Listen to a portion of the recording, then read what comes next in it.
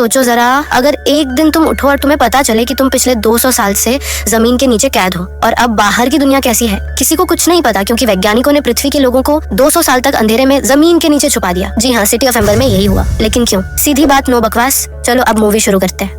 Movie की starting में हम देखते हैं कि एक नया सूरज जैसा कुछ धरती के बिल्कुल पास आ जाता है। उसके आते ही पूरी दुनिया का सिस्टम गड़बड़ा जाता है। इतनी जबरदस्त गर्मी पड़ने लगती है कि इंसानों के लिए धरती पर सरवाइव करना ऑलमोस्ट नामुमकिन हो जाता है। सबसे बड़े बड़े साइंटिस्ट समझ जाते हैं कि अब धरती पर रहना ऑलमोस्ट इम्पॉसिबल हो गया है। इसी वजह से कुछ साइंटिस्ट और इंजीनियर मिलकर जमीन के काफी नीचे एक अंडरग्राउंड सिटी बना देते हैं और उस सिटी का नाम एम्बर सिटी रखते हैं। अब उस अंडरग्राउंड सिटी यानी एम्बर सिटी में वो लोग ऐसा एडवांस सिस्टम सेट कर देते हैं कि कोई भी इंसान अगले 200 साल तक धरती की सतह पर वापस नहीं जा सकता, क्योंकि उनकी रिसर्च के हिसाब से धरती करीब 200 साल बाद ही फिर से रहने लायक बनेगी। इसीलिए साइंटिस्ट एक स्पेशल बॉक्स डिजाइन करते हैं और उसमें 200 साल का लॉक टाइम सेट कर देते हैं, मतलब उससे 200 साल से पहले कोई भी ओपन नहीं कर सकता। उस बॉक्स के अंदर वो सारी इंपॉर्टेंट जानकारी रखी जाती है जिससे एम्बर सिटी के लोग 200 साल बाद धरती पर वापस जाकर वहाँ दोबारा अपनी नई लाइफ शुरू कर सके। फिर वो सीक्रेट बॉक्स शहर के मेयर को सौंप दिया जाता है ताकि वो जनरेशन दर जनरेशन उस बॉक्स को सही टाइम तक संभाल कर रखे। शुरुआत में सब कुछ प्लान के हिसाब से चलता है। हर नया मेयर बड़े प्राउड के साथ उस बॉक्स को अगले मेयर को सौंपता है जैसे कोई खजाना हो। लेकिन फिर एक दिन 7वें नंबर का मेयर उस बॉक्स को पास ऑन करने से पहले ही अचानक मर जाता है। इस वजह से धीरे धीरे लोग उस बॉक्स के बारे में भूल जाते हैं। वक्त बीतता जाता है, जनरेशन बदलती रहती है और फिर एक दिन ठीक 200 साल बाद वो सीक्रेट बॉक्स अचानक खुद ब खुद खुल जाता है। लेकिन जब वो बॉक्स खुलता है तब वहाँ कोई ऐसा होता ही नहीं जो उसे देख सके या समझ सके कि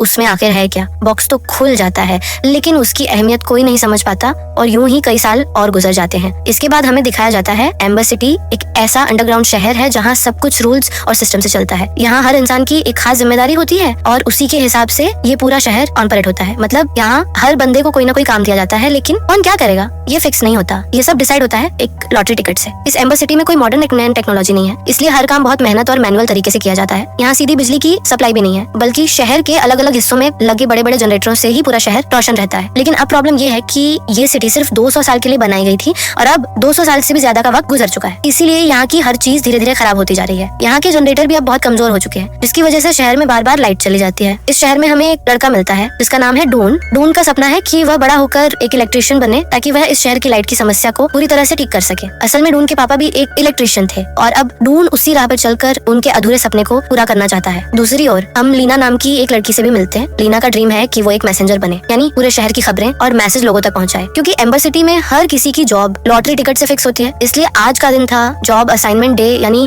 किसका सपना पूरा होगा और किसका टूटेगा ये तय होने वाला था। लेकिन किस्मत ने धोखा दे दिया लॉटरी में। लीना के हिस्से में आ गई पाइप वर्कर की टफ और गंदी जॉब एंड ड्यून को मिल गया मैसेंजर का रोल जो वो बिल्कुल नहीं चाहता था। इससे दोनों बहुत निराश हो जाते हैं। डून को मैसेंजर वाली जॉब बिल्कुल भी रास नहीं आती। फिर क्या, बिना टाइम वेस्ट किए वो लीना से डील करता है और दोनों चुपके से आपस में अपनी जॉब्स एक्सचेंज कर लेते हैं। डून को लगता है कि भले ही वो पाइप वर्कर बने लेकिन इससे उसे जनरेटर के पास काम करने का मौका मिलेगा। और उधर लीना तो 7वें आसमान पर पहुंच जाती है। आखिरकार उसका मैसेंजर बनने का ड्रीम जो पूरा हो गया। इसके बाद लीना खुशी खुशी अपने घर जाती है और अपनी दादी को ये खुशखबरी देती है। उसकी दादी अब बहुत बूढ़ी हो चुकी है और उनकी याददाश्त भी काफी कमजोर हो गई है। वो लीना से कहती है तुम्हें अपने पापा की बात हमेशा याद रखनी चाहिए। असल में लीना के पापा ने मरने से पहले उसे बताया था कि बाहर एक बिल्कुल अलग दुनिया है और एक दिन हमें वहाँ जाना होगा। उन्होंने लीना को उस बॉक्स के बारे में भी बताया था जिसमें बाहर जाने का रास्ता छिपा हुआ है। लेकिन उस वक्त लीना को ये सब बस एक पुरानी झूठी कहानी जैसी लगती थी। अगले दिन लीना जब एक मैसेज लेकर अपनी आंटी के पास पहुंचती है तो वहाँ उसे एक अजीब सा आदमी नजर आता है। वो आदमी सबको चिल्ला चिल्ला कर कह रहा होता है कि उसने शहर के उस अंधेरे हिस्से में जहाँ जाना मना है एक बहुत बड़े क्रीचर को देखा है। लेकिन उस आदमी की बातों पर कोई यकीन नहीं करता और तभी उसे 2 गार्ड पकड़कर वहाँ से ले जाते हैं। जब लीना वहाँ जाती है तो उसे जमीन पर उस क्रीचर का पंजा पड़ा हुआ मिलता है जिसके बारे में वो आदमी बता रहा था। अब लीना को उस आदमी की बातों पर यकीन होने लगता है। दूसरी तरफ हम डून को देखते हैं जो अपनी नई जॉब पर पहुंचता है। वहाँ उसका सीनियर ऑफिसर मार्टिन होता है जो बहुत ही खड़ूस होता है। डून काम करते करते ये समझ जाता है कि उनका शहर धीरे धीरे बर्बादी की ओर बढ़ रहा है। शहर की पाइपलाइनें तो ऐसी हालत में है कि कब फट जाएं कुछ भरोसा नहीं एंड जिन चीजों से इन्हें ठीक किया जा सकता है वो तो इस सड़े हुए शहर में कहीं मिलती ही नहीं। शहर की पाइपलाइन और जनरेटर को ठीक करने की कोशिश में अब तक कई लोग अपनी जान गंवा चुके हैं, लेकिन इसके बावजूद भी कोई सुधार नहीं हो पाया। लेकिन शहर की इस खतरनाक हालत के बारे में आम लोगों को कुछ भी पता नहीं है। मार्टिन डून से कहता है ये शहर अब बर्बादी के बिल्कुल करीब है और अब हम चाहें भी तो कुछ कर नहीं सकते। हमने तो पूरी कोशिश की थी इस शहर को बचाने की, लेकिन जो चीजें चाहिए थी सुधार के लिए वो हमारे पास कभी थी ही नहीं। मतलब सीधा कहें तो अब हम उसी दिन का इंतजार कर रहे हैं जब ये शहर पूरी तरह से तबाह हो जाएगा। शहर की हालत देखकर वहाँ के ज्यादातर लोग अब उम्मीद छोड़ चुके थे। किसी को अब फर्क ही नहीं पड़ता कि क्या हो रहा है क्या नहीं। लेकिन डून ऐसा इंसान नहीं था। वो ये सब चुपचाप देख नहीं सकता था। उसे शहर के लोगों की फिक्र होती है और वहीं तय कर लेता है जो हो जाए। अब वो खुद ही इन टूटी फूटी पाइपलाइनों को ठीक करेगा। डून ने मार्टिन की जेब से चुपके से एम्बर सिटी की पाइपलाइन का पूरा मैप निकाल लेता है। फिर वो मैप देखकर सीधा आगे बढ़ता है। इस पूरे शहर में बहुत सारी बड़ी बड़ी और लंबी पाइपलाइनें थी, लेकिन किसी को नहीं पता था कि ये पाइप्स आखिरकार जाकर कहाँ खत्म होती हैं। चलते चलते ढूंढ एक कमरे के दरवाजे के पास पहुंचता है जिस पर 351 नंबर लिखा होता है, लेकिन सबसे अजीब बात ये थी कि मैप पर उस कमरे का कोई जिक्र ही नहीं था। ढूंढ को थोड़ा शक होता है तो वो दरवाजा खोलकर अंदर चला जाता है। अंदर जाकर ढूंढ को एक बड़ा टनल दिखाई देता है और वो टनल पूरी तरह अंधेरे में डूबा हुआ था। वहाँ बहुत ज्यादा अंधेरा देखकर ढूंढ दूसरे रास्ते से चला जाता है। जब वो उस रास्ते पर चल रहा होता है तब उसे ऊपर से एक रस्सी लटकती हुई दिखाई देती है। ढूंढ रस्सी पकड़कर ऊपर चढ़ता है और तभी उसे पता चलता है कि वो जगह असल में शहर का स्टोर रूम है। लेकिन स्टोर रूम की हालत देखकर वो बहुत दुखी हो जाता है क्योंकि वहाँ रखा हुआ खाने का सामान अब लगभग खत्म हो चुका है। उसी वक्त वहाँ एक गार्ड आ जाता है जो ढूंढ को पकड़ लेता है और उसे वहाँ से बाहर निकाल देता है। लेकिन तभी अचानक पूरे शहर की लाइट चली जाती है और जनरेटर में आग लग जाती है। हालांकि थोड़ी देर बाद जनरेटर फिर से चालू कर दिया जाता है, लेकिन अब सबको पता चल जाता है कि जनरेटर अब कमजोर पड़ चुका है और अगर ऐसे ही चला तो बहुत जल्दी पूरा शहर हमेशा के लिए अंधेरे में डूब जाएगा। बिजली वापस आने के बाद लीना अपनी दादी से मिलने जाती है। तब उसकी दादी कुछ बताने की कोशिश कर रही होती है, लेकिन ठीक से बोल नहीं पाती। लीना धीरे धीरे समझ जाती है कि दादी उसे अपने घर में रखे एक बॉक्स के बारे में बता रही है जो उनके बहुत काम आ सकता है। असल में लीना के खानदान का एक आदमी एम्बर सिटी का 7वां मेयर था। उसकी अचानक मौत के कारण वो बॉक्स अगले मेयर को नहीं दे पाया। लीना अपने घर में उस बॉक्स को ढूंढने लगती है और आखिरकार उसे वो बॉक्स मिल जाता है। अब लीना को समझ ही नहीं आता कि उस बॉक्स का क्या किया जाए, क्योंकि उसकी दादी बहुत ही बूढ़ी और कमजोर हो गई थी। वो भी ठीक से कुछ याद नहीं रख पाती थी। फिर एक दिन अचानक लीना को एक मैसेज मिलता है जिससे उसे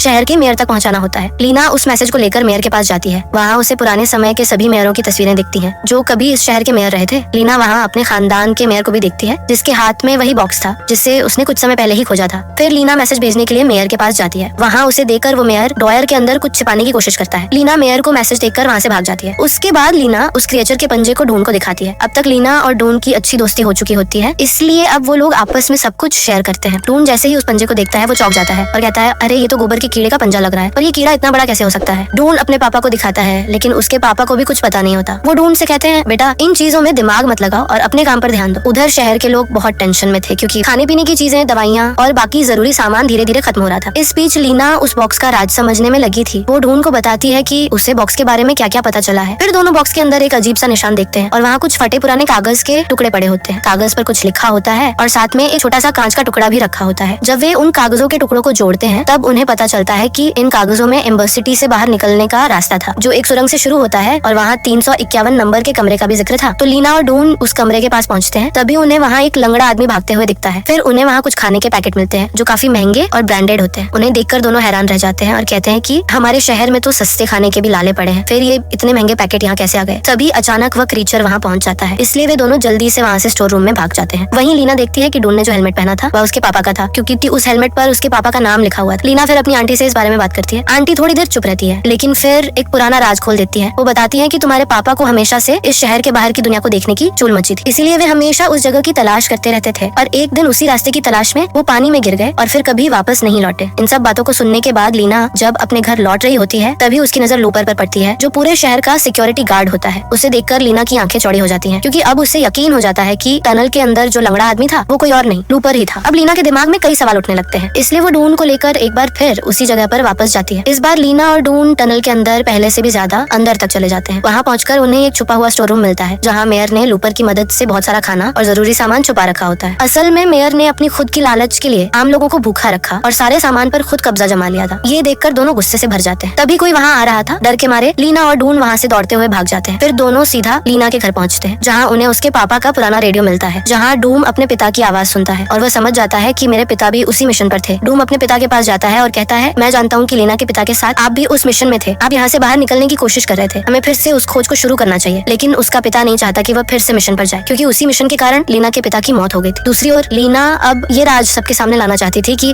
मेयर ने कैसे अपने लालच के लिए शहर का सारा खाना छुपा लिया, लेकिन मेयर के आदमी लीना को पकड़कर मेयर के पास भेज देते। लीना वहाँ मेयर के पास एक लॉकेट देखती है जिसमें कांच के टुकड़े जैसा एक निशान है। तभी लाइट चली जाती है और इस मौके का फायदा उठाकर लीना मेयर के गले से वह लॉकेट लेकर वहाँ से भाग जाती है। जब वे मेयर के लॉकेट के साथ उस कांच के टुकड़े को जोड़ते हैं तो वहाँ एक लोगो बनता है जो सेम लोगो जनरेटर रूम में भी था। इन्हें लगता है कि यह शायद उसी जनरेटर रूम की चाबी हो। दूसरी ओर मेयर लीना और डून को क्रिमिनल घोषित कर देता है और कहता है कि जो उन्हें पकड़ेगा उसे इनाम मिलेगा। इस बीच लीना चुपके से शहर में घुस जाती है और अपनी छोटी बहन को लेकर डून के साथ जनरेटर रूम में पहुंच जाती है, लेकिन दोनों बहुत कोशिशों के बावजूद जनरेटर रूम का दरवाजा नहीं खोल पाते। तब लीना मैप को चेक करती है और समझ जाती है कि मैप के निशान जनरेटर के साथ मेल खाते हैं। फिर वह मैप में दिए गए कोड के हिसाब से एक अलमारी को हटा देती है और अंदर एक छिपा हुआ रास्ता दिखता है जहाँ कई सारी अलमारियां रखी होती। फिर वे अगले कोड के अनुसार एक जहाज की स्टीयरिंग व्हील को घुमाते हैं और जैसे ही वे उसे घुमाते हैं एक सीक्रेट चैम्बर खुल जाता है। उस चैम्बर के अंदर एक अलमारी चली जाती है और जब वे चैम्बर के अंदर जाते हैं तो वे देखते हैं कि उनके सामने एक नदी बह रही है और जिसे वे अब तक अलमारी समझ रहे थे वह असल में एक नाव थी जो यहाँ से बाहर निकलने के लिए बनाई गई थी। वे देखते हैं कि वो नाव बहते बहते रोलर के पास जाती है और वहीं जाकर टकराकर टूट जाती है। अब लीना को पता चल जाता है कि उसके पापा की मौत इसी रोलर की वजह से हुई थी। अब अगर उन्हें नाव से यहाँ से बाहर निकलना है तो पानी का लेवल ज्यादा होना चाहिए ताकि नाव रोलर के ऊपर से जा सके। वे मैप में देखते हैं जिसमें कंट्रोल रूम के बारे में बताया गया था। वे कंट्रोल रूम के पास पहुंचते हैं और वहाँ उन्हें वही लोगो दिखाई देता है जो उन्होंने मेयर के लॉकेट और कांच के टुकड़े को जोड़कर बनाया था, यानी यही थी कंट्रोल रूम की असली चाबी। चाबी लगाने के बाद वे अंदर जाते हैं और देखते हैं कि शहर के सारे मैकेनिज्म हैं जिसे यहाँ से कंट्रोल किया जा सकता है। फिर वे मैप में देखकर वहाँ एक स्विच ऑन कर देते हैं। इस पर बाहर जो बड़ा रोलर था वह उल्टा घूमने लगता है जिसके कारण पानी का लेवल तेजी से बढ़ने लगता है, लेकिन रोलर चलते चलते अचानक रुक जाता है और उसी समय स्विच को ऑन करने से उनके शहर की बिजली की पावर कई गुना बढ़ जाती है जिसके कारण शहर की सारी लाइटें ब्लास्ट हो जाती हैं। साथ ही पूरे शहर में तेजी से पानी भरना शुरू हो जाता है। ये सब देखकर मेयर घबरा जाता है और सोचता है कि शायद आज हमारा शहर खत्म हो जाएगा। इस डर से वो भागकर अपने खुफिया खाने के कमरे में छिप जाता है, लेकिन तभी वहाँ वही क्रीचर आ जाता है और मेयर को मार डालता है। दूसरी ओर डून के पास मार्टिन पहुंच चुका था और वो मिलकर हालात को कंट्रोल करने की कोशिश कर रहे थे। मार्टिन मशीन को थामे हुए था जिससे पानी की तेज धारा कुछ देर के लिए रुक गई थी, लेकिन ये तभी तक रुक सकती थी जब तक मार्टिन उसे पकड़े रहता। धीरे धीरे उसकी ताकत जवाब देने लगी और पानी फिर से तेजी से बहने लगा। हालात इतने बिगड़ गए कि डून ने लीना को लेकर वहाँ से भागने का फैसला कर लिया। उसने मार्टिन से भी साथ चलने को कहा, लेकिन मार्टिन ने मना कर दिया क्योंकि उसे पता था अगर वो गया तो सब कुछ तबाह हो जाएगा। इसके बाद तीनों एक नाव में सवार होकर वहाँ से निकल पड़ते हैं। जब तेज पानी की धारा आती है तो वे उसी के सहारे रोलर को पार कर जाते हैं। रास्ते में नाव उन्हें अजीब और रहस्यमयी जगहों से होते हुए एक गुप्त सुरंग में ले जाती है जो आगे चलकर एक बड़ी सी स्लाइड में बदल जाती है। वो तीनों उस स्लाइड से फिसलते हुए नीचे उतरते हैं और एक नई जगह पर पहुँचते हैं जहाँ दूर कहीं हल्की सी रोशनी दिखाई देती है। वहाँ तक पहुँचने के लिए लंबी सीढ़ियाँ थी। वे जैसे ही उन सीढ़ियों को चढ़कर उस रोशनी वाली जगह पर पहुँचते हैं तो वहाँ चारों तरफ सिर्फ अंधेरा और सन्नाटा नजर आता है। इस जगह को देखकर उन्हें एहसास होता है कि ये इलाका पूरी तरह सुनसान और वीरान है और जिस नई दुनिया की तलाश में वे निकले थे वो सिर्फ एक अधूरी उम्मीद थी और इस पूरी खोज में उन्होंने अपना वक्त बर्बाद कर दिया। लेकिन कुछ समय बाद आकाश में सूरज उगता है और वे देखते हैं कि पूरे इलाके में हरे भरे पेड़ पौधे उग आए हैं। दरअसल 2 सालों के भीतर पृथ्वी पूरी तरह से ठीक हो चुकी है और वे समझ जाते हैं कि वे आखिरकार पृथ्वी पर पहुंच गए हैं। वे इसका आनंद ले रहे होते हैं तभी वे एक पक्षी को देखते हैं। वे उस पक्षी का पीछा करते हैं और जैसे ही वे आगे जाते हैं वे एक गहरी खाई देखते हैं और उसी खाई से वे पूरी एम्बर सिटी को देख सकते हैं। फिर वे एक चिट्ठी को एक पत्थर से बांधकर उस खाई में फेंक देते हैं ताकि एम्बर सिटी के लोग इस नई पृथ्वी के बारे में जान सके। साथ ही चिट्ठी में दिए गए नक्शे की मदद से वे इस पृथ्वी तक पहुंच सकते हैं। वह चिट्ठी डूम के पिता को मिलती है और उन्हें पता चल जाता है कि डूम और लीना पृथ्वी पर पहुंच चुके हैं। इसका मतलब ये है कि एम्बर सिटी के सारे लोग जो 200 सालों से पृथ्वी की गहराई में रह रहे थे अब बाहर आ जाएंगे और इसी सीन के साथ ये मूवी समाप्त हो जाती है। अगर मूवी देख के मजा आ गया हो तो एक लाइक ठोक दो वरना मोगेम्बो नाराज हो जाएगा। और हाँ, सब्सक्राइब करना मत भूलना वरना गब्बर पूछेगा कितने सब्सक्राइबर थे रे।